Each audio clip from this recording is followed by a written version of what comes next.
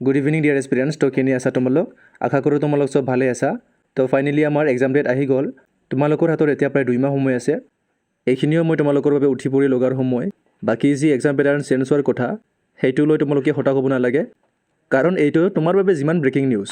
বাকী যিমান কেণ্ডিডেট আছে তেওঁলোকৰ বাবেও ইমানেই ব্ৰেকিং নিউজ ঠিক আছে চ' অকল তোমাৰ বাবেতো এইটো নিয়ম লাগু হোৱা নাই বাকী যিমান কেণ্ডিডেট আছে তেওঁলোকৰ বাবে একেই ছিষ্টেম হ'ব তুমি যেনেকুৱা অনুভৱ কৰিছা তেওঁলোকেও তেনেকুৱাই কৰিছে ঠিক আছে বাকী মই কওঁ এইখিনি সময়ত যি সময়ত কেণ্ডিডেটবোৰ চক হৈ আছে সেইখিনি সময়ত যোন কেণ্ডিডেটে পেচেণ্ট সহকাৰে ধৈৰ্য সহকাৰে স্মাৰ্ট ৱৰ্ক কৰি যাব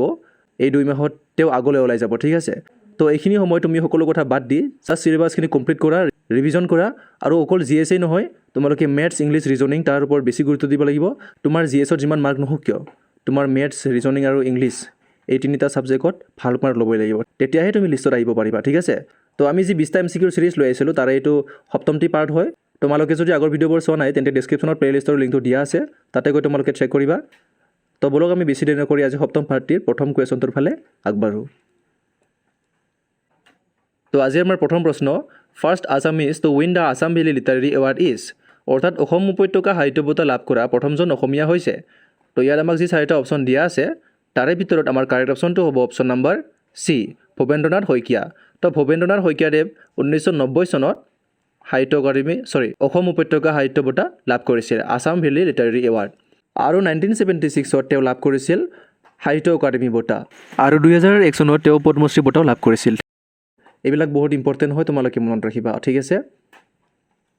নেক্সট আমাৰ 2 number Kampala is the capital of অৰ্থাৎ কম্পালা কোনখন দেশৰ ৰাজধানী তো ইয়াত আমি অপশ্যনবিলাক চোৱাৰ আগতে মনত ৰাখিবলৈ এটা ইজি ট্ৰিক ইউজ কৰোঁ তো ধৰা হ'ল তোমালোকে বজাৰত তামোল কিনিবলৈ গ'লা ঠিক আছে আৰু ঘৰত তামোলখিনি লৈ আহিলা আৰু তামোলখিনি দেখি তোমাক কোনোবাই ক'লে যে তোমাক দোকানী ঠগিলে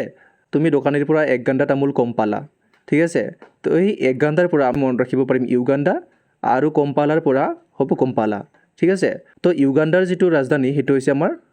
কম্পালা তো আমাৰ অপশ্যন নম্বৰ ডিটো কাৰেক্ট হৈ যাব কম্পালা কোন দেশৰ ৰাজধানী ইউগাণ্ডাৰ ঠিক আছে নেক্সট আমাৰ 3 number হোৱেৰ is the headquarters of চিডবি located ঠিক আছে চিডবিৰ মুখ্য কাৰ্যালয় ক'ত অৱস্থিত তো ইয়াত আমাক যি 4টা অপশ্যন দিয়া আছে তাৰে ভিতৰত কাৰেক্ট অপশ্যনটো হ'ব আমাৰ অপশ্যন নম্বৰ ডি লক্ষ্ণৌত আছে চিডবিৰ ফুল ফৰ্ম হৈছে small industries development bank of India ইয়াৰ যিটো হেডকোৱাৰ্টাৰ সেইটো ক'ত আছে লক্ষ্ণৌত আছে এইটো তোমালোকে মনত ৰাখিবা নেক্সট আমাৰ 4 number the term HTTP used in internet technology stands for internet প্ৰযুক্তিত ব্যৱহৃত HTTP শব্দটোৰ অৰ্থ হ'ল তো তোমালোকে লিংকবিলাক যে শ্বেয়াৰ কৰি থাকা তোমালোকে তাতে ভালকৈ লক্ষ্য কৰিবা তাতে তোমালোকে HTTP শব্দটো পাবা তো এই HTTPৰ ফুল ফৰ্ম কি আচলতে ইয়াৰ ফুল ফৰ্ম হৈছে হাইপাৰ টেক্সট ট্ৰান্সফাৰ প্ৰট'কল তো আমাৰ যি কাৰেক্ট এনসাৰ সেইটো হ'ব অপশ্যন নম্বৰ এ ঠিক আছে hypertext transfer protocol next আমাৰ 5 নম্বৰ which of the following peninsular Indian river does not meet the bay of Bengal অৰ্থাৎ তলৰ উপদ্বীপীয় ভাৰতীয় নদীৰ ভিতৰত কোনখন নদী বংগোপসাগৰৰ লগত মিলি নাযায় বুলি কৈছে ঠিক আছে এইটো ভালকৈ লক্ষ্য কৰিবা তো ইয়াত আমাৰ যিবিলাক অপশ্যন দিয়া আছে তাৰে ভিতৰত গোদাবৰী কৃষ্ণা মহানদী এই তিনিওখন নদী তোমালোকে মেপত চাব পাৰা তিনিওখন নদীয়ে ক'ত মিলি যায় বংগোপসাগৰৰ লগত মিলি যায় তিনিওখন নদীয়ে পূবৰ ফালে যোৱা বা ইষ্ট ফ্ল'য়িং ৰিভাৰ হয়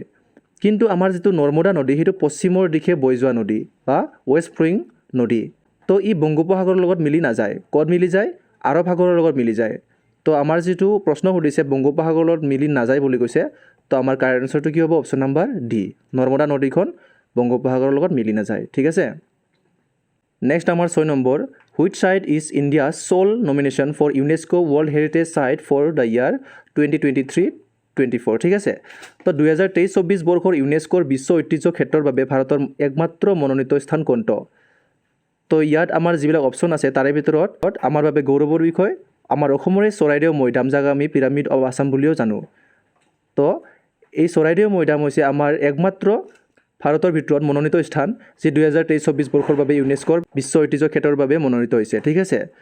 তো আমাৰ কাৰেক্ট অপশ্যনটো কি হ'ব অপশ্যন নম্বৰ এ বহুত ইম্পৰ্টেণ্ট হয় এইটো তোমালোকে মনত ৰাখিবা নেক্সট আমাৰ 7 number what is the scientific name of baking soda baking ছ'ডাৰ বৈজ্ঞানিক নাম কি তোমালোকে যে বেকিং ছ'ডাবোৰ বজাৰৰ পৰা লৈ আহা তাৰ আচলতে বৈজ্ঞানিক নাম কি ঠিক আছে তো এইটো তোমালোকে মনত ৰাখিবা ইয়াৰ বৈজ্ঞানিক নাম হৈছে ছ'ডিয়াম বাইকাৰ্বনেট আমাৰ অপশ্যন নম্বৰ এটো কাৰেক্ট হ'ব বহুত ইম্পৰ্টেণ্ট হয় তোমালোকে মনত ৰাখিবা ঠিক আছে নেক্সট আমাৰ 8 নম্বৰ India won its first Olympic hockey gold in কোন বছৰত ভাৰতে প্ৰথমবাৰৰ বাবে অলিম্পিক হকীৰ স্বৰ্ণ পদক লাভ কৰিছিল তো ইয়াত আমাক যিবিলাক অপশ্যন দিয়া আছে তাৰে ভিতৰত আমাৰ কাৰেক্ট অপশ্যনটো হ'ব অপশ্যন নাম্বাৰ বি 1928 চনত ঠিক আছে 1928 চনত ভাৰতে প্ৰথমবাৰৰ বাবে অলিম্পিক হকীৰ স্বৰ্ণ পদক লাভ কৰিছিল আৰু ইয়াত আমাৰ মেজৰ ধ্যানচাঁদ আটাইতকৈ বেছি গ'ল কৰিছিল কিমানটা গ'ল কৰিছিল টোটেল 14টা গ'ল কৰিছিল ঠিক আছে এইটো বহুত ইম্পৰ্টেণ্ট হয় এইটো মনত ৰাখিবা ঠিক আছে নেক্সট আমাৰ 9 number who is the present agriculture horticulture and food processing minister of Assam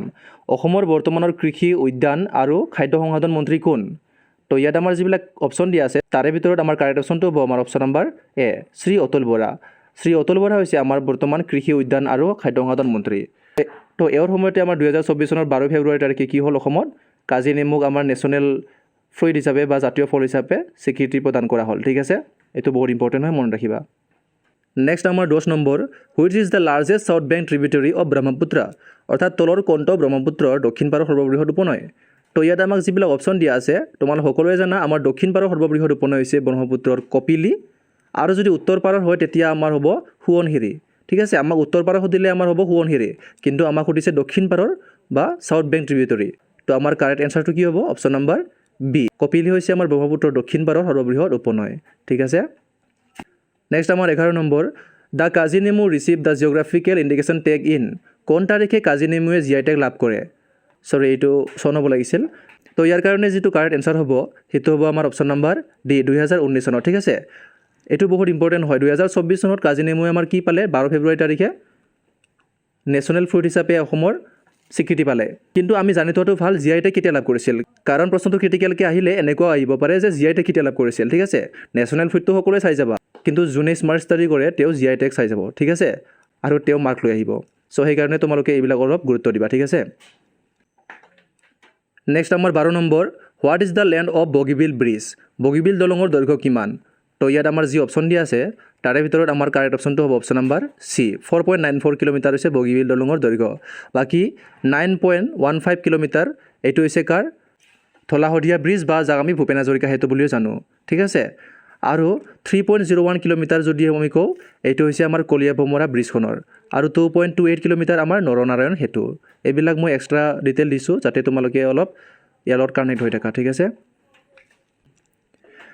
next আমাৰ 13 নম্বৰ Umananda temple is situated on which hill Umananda মন্দিৰ কোনখন পাহাৰত অৱস্থিত এইটো বহুত ইজি যদিও তোমালোকে কনফিউজ হৈ যোৱা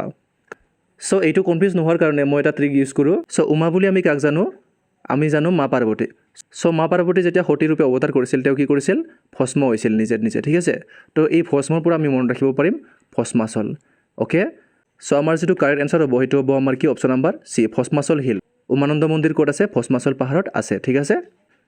next 14 number who was the first secretary of Asamiya Bhasha Unnati সাধিনী সভা অৰ্থাৎ অসমীয়া ভাষা উন্নতি সাধিনী সভাৰ প্ৰথম সম্পাদক কোন আছিল তো ইয়াত আমাক যি 4টা অপশ্যন দিয়া আছে তাৰে ভিতৰত তোমালোকে মনত ৰাখিবা ইয়াৰ শুদ্ধ উত্তৰটো হ'ব শিৱৰাম শৰ্মা বৰদলৈ ঠিক আছে অসমীয়া ভাষা উন্নতি সাধিনী সভাৰ প্ৰথম সম্পাদক আছিল শিৱৰাম শৰ্মা বৰদলৈ তো আমাৰ কাৰেক্ট এনসাৰটো কি হ'ব অপশ্যন নাম্বাৰ বি নেক্সট আমাৰ 15 number what is the Ahom ৱেডিং ceremony known as in Assam অসমত আহোম বিবাহ অনুষ্ঠানক কি বুলি জনা যায় তো ইয়াত আমাৰ যিবিলাক অপশ্যন দিয়া আছে তোমালোক সকলোৱে জানা ইয়াৰ কাৰেক্ট এনসাৰটো হ'ব অপশ্যন নাম্বাৰ ডি চকলং আমি কি বুলি জানো চকলং বুলি জানো অসমত আহোম বিবাহ অনুষ্ঠানক নেক্সট আমাৰ 16 নম্বৰ how many times has national emergency been declared in India ভাৰতত কিমানবাৰ ৰাষ্ট্ৰীয় জৰুৰীকালীন অৱস্থা ঘোষণা কৰা হৈছে তো ভাৰতত এতিয়ালৈকে টোটেল 3 টাইমছ অৰ্থাৎ 3বাৰ জৰুৰীকালীন অৱস্থা ঘোষণা কৰা হৈছে ঠিক আছে তো আমাৰ যিটো কাৰেক্ট এনসাৰ হ'ব এইটো হ'ব আমাৰ কি অপশ্যন নাম্বাৰ চি আৰু প্ৰথম হৈছিল 1962 চনত চাইনা ৱাৰ তাৰপিছত 1971 চনত পাকিস্তান ৱাৰৰ সময়ত লাষ্ট আমাৰ 1975ত নেশ্যনেল ডিষ্টাৰবেঞ্চেছৰ কাৰণে ৰাষ্ট্ৰীয় জৰুৰীকালীন অৱস্থা ঘোষণা কৰিছিল ভাৰতত ঠিক আছে এইখিনি বহুত ইম্পৰ্টেণ্ট মনত ৰাখিবা next 17 number who establish the Chutia kingdom Chutia ৰাজ্য কোনে প্ৰতিষ্ঠা কৰিছিল তো ইয়াত নিত্যাপাল আছিল আচলতে চুতীয়া ৰাজ্যৰ কি শেষ ৰজা লাষ্ট কিং আৰু ব্ৰহ্মপাল পাল বংশৰ প্ৰতিষ্ঠাতা আছিল তো আমাৰ যিটো কাৰেক্ট অপশ্যন সেইটো হ'ব আমাৰ কি অপশ্যন নাম্বাৰ চি বীৰপাল হৈছে আমাৰ চুতীয়া বংশৰ বা চুতীয়া ৰাজ্যৰ প্ৰতিষ্ঠাতা ঠিক আছে নেক্সট আমাৰ 18 নম্বৰ who was the chief minister of Assam when the capital of Assam was shifted from Shillong to Dispur in 1973 1973 চনত অসমৰ ৰাজধানী এইটো শিলচৰ নহয়, শ্বিলং হ'ব লাগিছিল। শ্বিলঙৰ পৰা দিছপুৰলৈ স্থানান্তৰিত হোৱাৰ সময়ত অসমৰ মুখ্যমন্ত্ৰী কোন আছিল? তো ইয়াত আমাক যি 4টা অপশ্যন দিয়া আছে তাৰে ভিতৰত কাৰেক্ট অপশ্যনটো হ'ব অপশ্যন নম্বৰ চি, শৰৎ চন্দ্ৰ সিনহা। 1973 চনত যেতিয়া অসমৰ ৰাজধানী শ্বিলঙৰ পৰা দিছপুৰলৈ স্থানান্তৰিত কৰা হৈছিল তেতিয়া মুখ্যমন্ত্ৰী আছিল কোন? সেই সময়ত অসমৰ মুখ্যমন্ত্ৰী আছিল শৰৎ চন্দ্ৰ সিনহা। এনেকুৱা প্ৰশ্ন অহাৰ বহুত সম্ভাৱনা আছে, ঠিক আছে। মানে যদি অলপ ক্ৰিটিকেল কুৱেশ্যন কাটে তেতিয়া এনেকুৱা কুৱেশ্যন দি দিয়ে। তো তোমালোকে যদি অলপ ডিটেইলকৈ পঢ়া তেতিয়া এইবিলাক তোমালোকৰ বাবে ইজি হৈ যাব, ঠিক আছে। নেক্সট আমাৰ 19 number, which article of the constitution enshrines the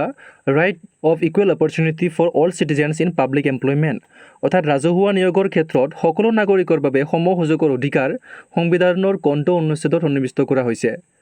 তো আমি সমান সুযোগৰ অধিকাৰ যাক আমি কওঁ equal opportunity for public employment. অৰ্থাৎ ৰাজহুৱা যিমান নিয়োগ আছে তাৰ বাবে সকলো নাগৰিকৰ যিটো সমান সুযোগৰ অধিকাৰ সেইটো কোনটো অনুচ্ছেদত দিয়া আছে? তো ইয়াৰ যিটো কাৰেক্ট এনচাৰ হ'ব সেইটো হ'ব আমাৰ অপশ্যন নম্বৰ চি, সংবিধানৰ 16 নং আৰ্টিকলত ইয়াৰ কথা কোৱা হৈছে। বাকী আমি যদি চাওঁ 14 নম্বৰ আৰ্টিকলত কি কোৱা আছে, তাতে কোৱা আছে ইকুৱেলিটি বিফৰ ল, অৰ্থাৎ আইনৰ আগত সকলো সমান। তাৰপিছত আৰ্টিকল 15ত কোৱা হৈছে এবলিশ্যন অফ ছ'চিয়েল ডিছক্ৰিমিনেশ্যন, এই সামাজিক বৈষম্য বিৰোধিতা কৰা যি অধিকাৰ সেইটো হৈছে আমাৰ আৰ্টিকল 15। তাৰপিছত আৰ্টিকল 18ত কিহৰ বিষয়ে কোৱা হৈছে? এবলিশ্যন অফ টাইটেল, অৰ্থাৎ আমাৰ যিটো একাডেমিক টাইটেল আৰু যিটো মিলিটাৰী টাইটেল তাৰ বাহিৰে ভাৰতীয় নাগৰিকৰ বাবে কোনো টাইটেল বা কোনো উপাধি গ্ৰহণযোগ্য নহয়, ঠিক আছে। এইটো হ'ল আৰ্টিকল 18। তো আমাৰ যিটো কাৰেক্ট এনচাৰ সেইটো আছিল কি? অপশ্যন নম্বৰ চি, এইটো হৈছে আমাৰ equal opportunity for public employment, ঠিক আছে। নেক্সট আমাৰ 20 নম্বৰ, আজিৰ আমাৰ last question. In which country will the ICC women's T20 world cup 2024 be organised? অৰ্থাৎ ICC women's T20 world cup 2024 কোনখন দেশত আয়োজন কৰা হ'ব? তো ইয়াৰ যিটো কাৰেক্ট এনচাৰ সেইটো হ'ব আমাৰ অপশ্যন নম্বৰ বি, বাংলাদেশ, ঠিক আছে। 2024 চনত যি আমাৰ T20 ৱৰ্ল্ড কাপ হ'বলৈ গৈ আছে মহিলাৰ, সেইটো হ'ব আমাৰ কি? বাংলাদেশত, ঠিক আছে। বাংলাদেশে আয়োজন কৰিব। কালি যিটো মই 6 নম্বৰ পাৰ্টিৰ ভিডিঅ' আপলোড কৰিছিলোঁ তাতে কিছুমানে লাষ্ট কুৱেশ্যন যিটো 20 নম্বৰ কুৱেশ্যন তাতে খেলি মেলি হৈছে, মানে কনফিউজ হৈছে। তো মই কৈছিলোঁ যে সঞ্জয় গান্ধী, তেওঁৰ সমাধিস্থলীৰ নাম হৈছে শান্তিবন, আৰু শান্তিবন এজন ব্যক্তিৰ স্মৃতিস্থলী বা সমাধিস্থলৰ নাম হয়, সেইজন হৈছে জৱাহৰলাল নেহৰু। তো জৱাহৰলাল নেহৰু আৰু সঞ্জয় গান্ধী দুয়োৰে যিটো সমাধিস্থল সেইটো আচলতে শান্তিবন হয়। তো এইটো অলপ কনফিউজিং হয় আচলতে, জাষ্ট তোমালোকে এক্সামত কনফিউজ হ'ব লগা নাই, ঠিক আছে। তাৰে ইয়াৰ ভিতৰত এটাই অপশ্যন থাকিব, অ'কে। কিষাণ কাৰ্ড চৌধাৰী চৰণ সিং দেৱৰ সমাধিস্থল আছিল, ঠিক আছে। তো এয়া আছিল আমাৰ 20টা MCQ। ইয়াৰ ভিতৰত তোমালোকে কেইটা কাৰেক্ট কৰিব পাৰিলা এইটো তোমালোকে কমেণ্ট কৰি জনাবা, আৰু ভিডিঅ'বোৰ বন্ধু বান্ধৱীৰ লগত শ্বেয়াৰ কৰিবা, আৰু চেনেলটো ছাবস্ক্ৰাইব কৰি ৰাখিবা যাতে নেক্সট ভিডিঅ'ৰ নটিফিকেশ্যনবোৰ তোমালোকে পাই যোৱা। বাকী তোমালোকৰ হাতত 2 মাহ সময় আছে, ভালকৈ প্ৰিপেয়াৰ হোৱা, একো হতাশ হ'বলগীয়া নাই, জাষ্ট স্মাৰ্ট ৱৰ্ক কৰি যোৱা, সফল জৰুৰ হ'বা, ঠিক আছে। তো ভিডিঅ'টো শেষলৈকে চোৱাৰ বাবে আপোনালোকক বহুত বহুত ধন্যবাদ থাকিল।